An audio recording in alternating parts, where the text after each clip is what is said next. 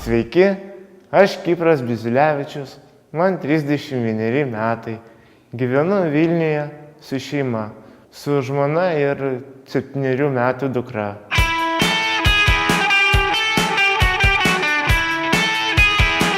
Esu baigęs Vilniaus Ryto vidurinę mokyklą, vėliau mokiausi Vilniaus antrojoje Politechnikos mokykloje, socialinio slaugytojo specialybę.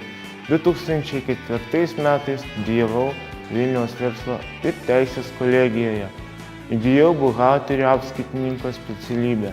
2012 metais Valakupių reabilitacijos centre sėkmingai baigiau reklamos maketuotojo mokymo programą.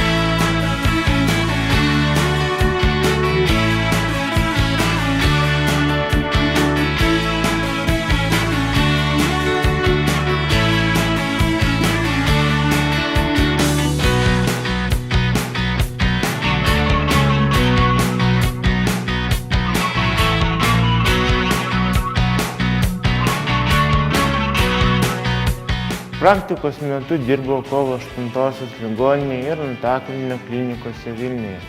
4 metus dirbau pramogų versle administratoriaus pareigose.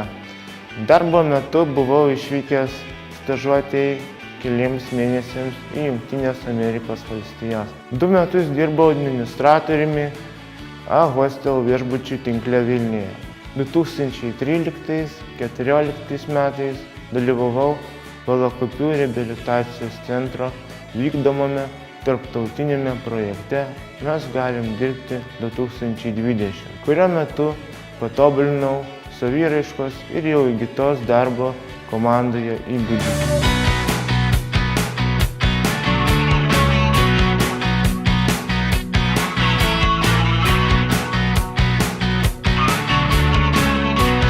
Mano gimtoji kalba lietuvių. Puikiai moku ir suprantu rusų kalbą, gerai anglų. Šiuo metu savarankiškai mokausi prancūzų kalbos. Esu kūrybiškas, iniciatyvus bei nuoširdus. Darbo aplinkoje pasižymiu organizuotumu, atsakingumu, punktualumu bei kitomis savybėmis.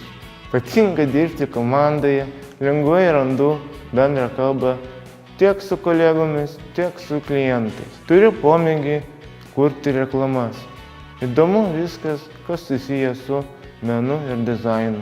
Dabartinis mano siekis dirbti viešbučių ir turizmo srityje, maitinimo ir aptarnavimo sferoje, administratoriaus pareigose.